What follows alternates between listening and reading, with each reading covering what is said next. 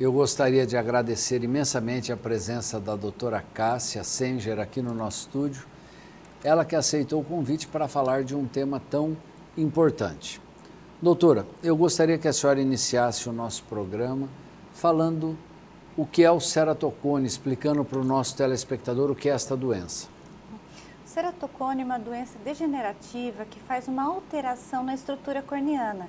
Então, as camadas da córnea, que deveria ter uma certa rigidez, uma estrutura de fixação e modelagem da córnea, acaba sofrendo uma alteração, ela fica com uma superfície mais alterada, mais afinada, a espessura afinada e a superfície mais curva, e aí causa alteração visual bem grave.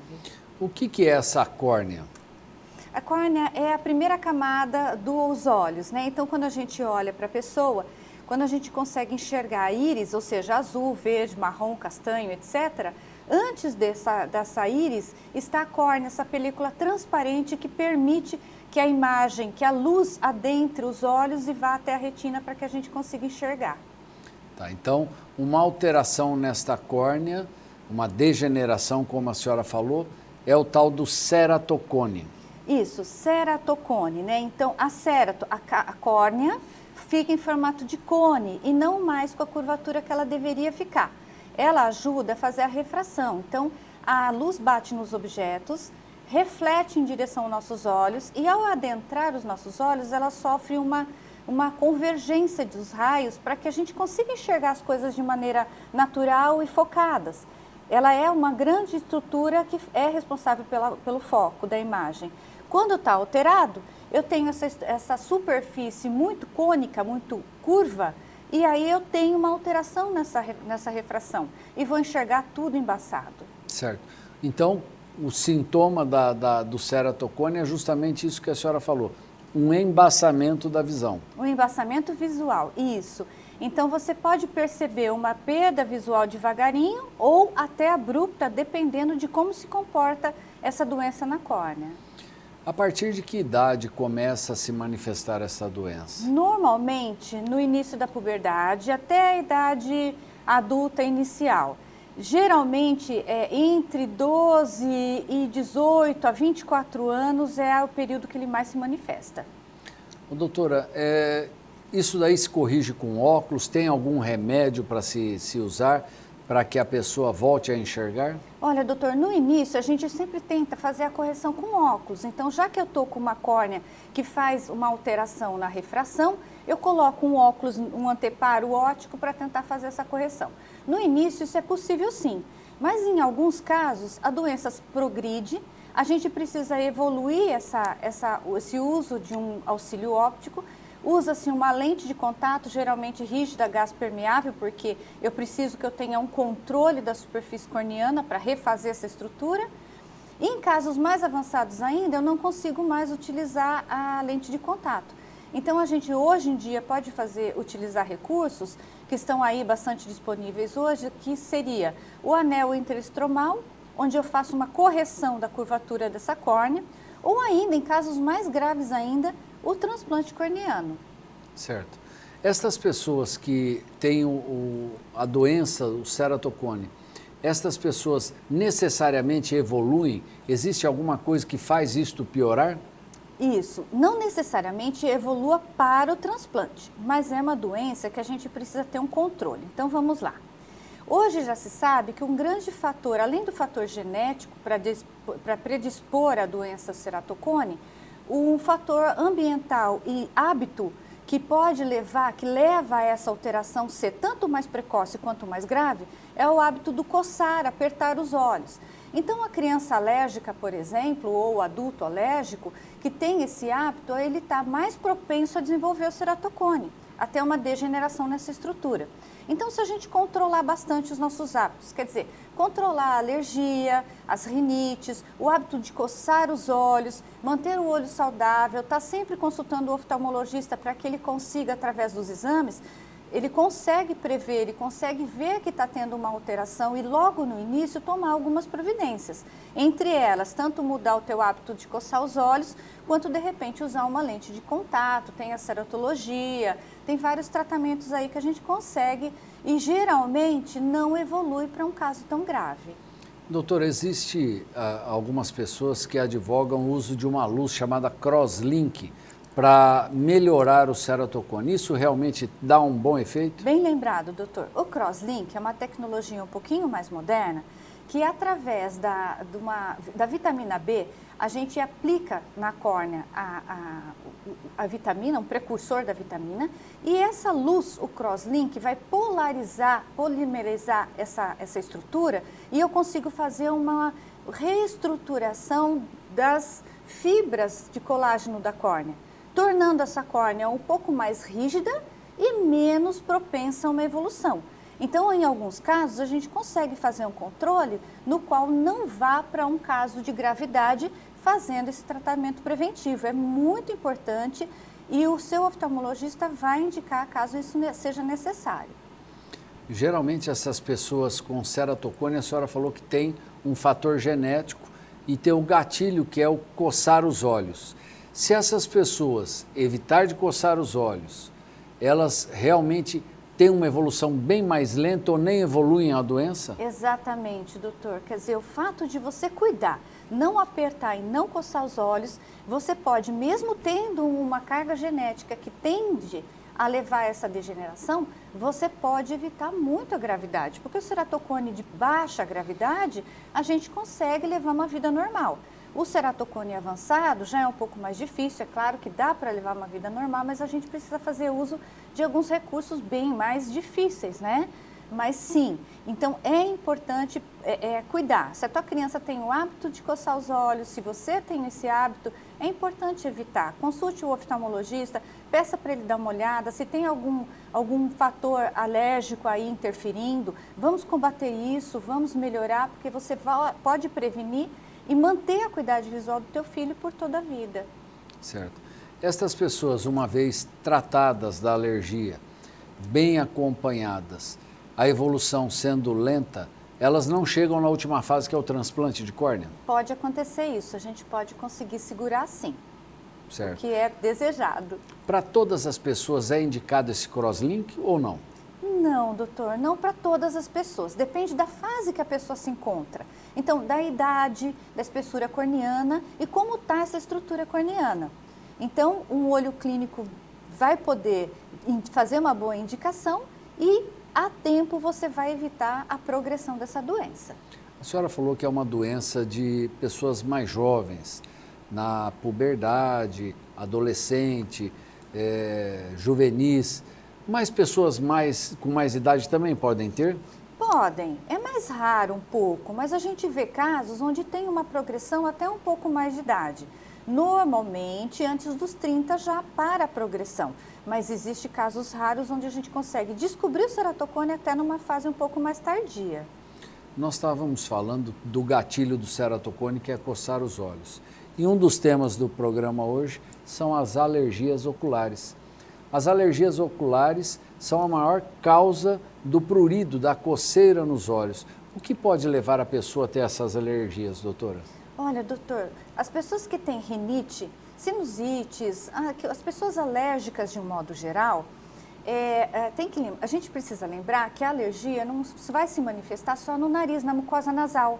Até porque a mucosa ocular é contígua à mucosa nasal. Então, se a gente tem uma hiperreatividade, quer dizer, o meu organismo reage frente a um alérgeno, a um agente qualquer, uma poeira, um pólen, alguma coisa assim. O meu organismo entende isso como agressor, vai fazer uma grande reação. Isso é alergia, é uma hiperreatividade.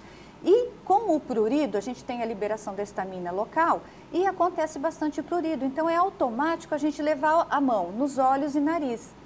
E ao coçar esses olhos, nós vamos estar perpetuando essa alergia e podendo causar essa alteração estrutural corneana. Então, a alergia, sim, hoje já é o fator considerado como mais reversível, quer dizer, é uma coisa que eu consigo interagir e consigo evitar, já que a carga genética eu não consigo.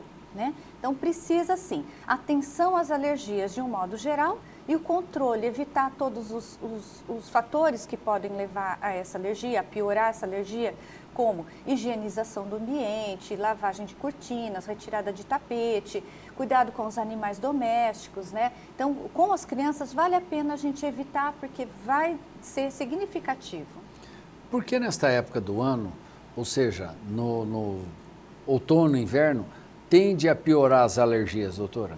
Tanto pela mudança da temperatura mais brusca, como também pela a alteração o ar fica mais hidratado, mais seco, a temperatura muda de um padrão mais alto para um padrão mais baixo de uma maneira mais rápida, isso acaba estimulando as vias aéreas e o sistema alérgico como um todo, quer dizer, o nosso organismo ele fica hiperestimulado e aí tende mesmo a aparecer. Então, essa época é a época mais crítica. Também a época da primavera por causa da liberação dos pólens, né?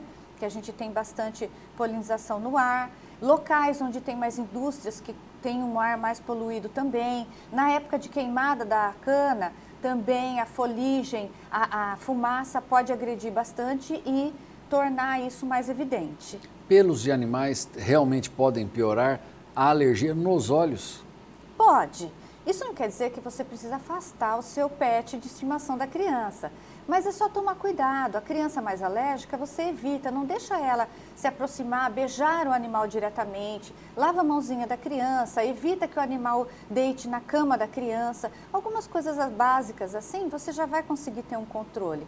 E também controlar medicamentosamente, né, através do seu médico, do pediatra, do alergista, para que esteja sempre aí de olho para evitar que isso se aumente, se propague e leve a outras consequências no organismo, como o ceratocone. Doutora, a alergia nos olhos é um tipo de conjuntivite? Ela passa? É um tipo de conjuntivite. Por quê? Conjuntivite a gente dá o nome de toda a inflamação que atinge a conjuntiva. Então, a conjuntiva irritada, inflamada, é uma conjuntivite. Mas no caso da alérgica, ela não passa, ela não é transmitida. A pessoa tem, isso é endógeno, quer dizer, é o meu corpo que faz uma hiperreação e acaba fazendo essa irritação. Então, ela não é transmitida entre irmãos, entre familiares, não tem nenhum risco assim de passar, mas ela pode atrapalhar o próprio indivíduo mesmo. Certo. Pessoas que têm conjuntivite alérgica, tem cura? Tem controle, né? Porque se o meu organismo é um organismo hiperreativo, ele pode, a qualquer momento da vida, ele se manifestar dessa forma e ter uma hiperreatividade, né? Seja com alimento, com pólen, etc. Cada um tem uma alergia mais dominante em alguma área. Mas a conjuntivite alérgica, ou a alergia que acomete a particular, você tem como controlar. Então, com as medidas de higiene, de evitar o contato com as coisas que propagam isso, então você consegue ter um controle. E esse controle é o que vai te deixar bem sempre, né? Sempre que você conseguir fazer esse controle. E o tratamento? Como é feito o tratamento da conjuntivite alérgica? Através de colírios, em alguns casos, ou através até de medicações orais, além das medidas ambientais, como a gente já falou. Mas nós temos colírios específicos para alergia, para cada fase etária, por exemplo, tem os colírios mais apropriados para as crianças pequenas, ou mais apropriados para adolescentes, ou até mais para adultos. Tem vários tipos de alergia. Então, o seu oftalmologista ele vai examinar e ele vai ver que a tua alergia tem mais um determinado perfil e vai indicar uma medicação própria, um colírio próprio para aquele perfil do que você apresenta. Então, eles são específicos e eles são bem tolerados, têm um efeito bacana, mas geralmente um uso não tão agudo. Você não vai usar uma vez, uma semana só um colírio. Normalmente a gente precisa de um uso um pouquinho mais prolongado, mas tem o controle e nem por isso você tem que passar a vida inteira utilizando o colírio. Então, como a senhora falou, em algumas épocas do ano tende a piorar. Nestas épocas vale a pena tratar para que a pessoa não coce os olhos. Exatamente. E não venha desenvolver outros problemas de coçar os olhos. Porém, esses colírios têm efeitos colaterais? Podem ser usados cronicamente? Os colírios a gente tem que tomar cuidado, porque não é porque todos são colírios que vão ter o mesmo efeito e a mesma segurança de uso. Não, cada um tem a sua especificação. Então, os colírios para alergia são bastante seguros. A gente tem alguns colírios que são usados por meses ou até quase anos, mas não são todos. Tem vários tipos, o teu oftalmologista vai ter que indicar certinho para você, mas de um modo geral são colírios bastante seguros. Embora não se deva só porque eu tenho um colírio de alergia. O meu vizinho tem uma alergia também, eu não posso ir lá e utilizar o meu colírio nele, porque depende de cada pessoa, assim como todos os medicamentos. O colírio também é importante que seja específico para o teu problema. Certo. Doutora, a senhora explicou aí de uma maneira bastante clara o que realmente é o ceratocone, a alergia, como as alergias podem piorar aí esta doença chamada ceratocone. Mas mesmo assim eu gostaria que a senhora deixasse uma mensagem para o nosso telespectador. O que eu acho muito importante é para que a gente fique bastante atenta, desde as crianças mesmo. Porque a gente, quando está com uma alergia, começa com uma coriza, começa a coçar os olhos, às vezes a gente se atenta a isso e procura ajuda. Mas é muito comum que as crianças cheguem no consultório com os olhinhos bem vermelhos, com estado alérgico já bem avançado e que às vezes os pais falam assim, mas ele só coça os olhos. Só que só o coçar os olhos pode comprometer a saúde visual para o resto da vida dessa criança. Então é muito importante, alergia é uma coisa séria, com alergia não se brinca. E a gente precisa fazer esse controle, tá sempre olhando o olhinho da criança, não é porque é criança que a gente acha que não tem problema ocular, tem sim. E se eu tratar essa criança hoje, ela vai ser um adulto com uma visão mais saudável. Então é muito importante, valorizem a queixa da criança. Olhinho vermelho em criança não é normal, olhinho inchado em criança não é normal, secreção no olho da criança não é normal. Procura ajuda, vai ver o que está acontecendo, porque você pode se surpreender e ter uma notícia e de repente você conseguir evitar e tratar uma criança para que ela tenha uma boa visão para sempre. Legal. Eu gostaria de agradecer imensamente a presença da doutora Cássia.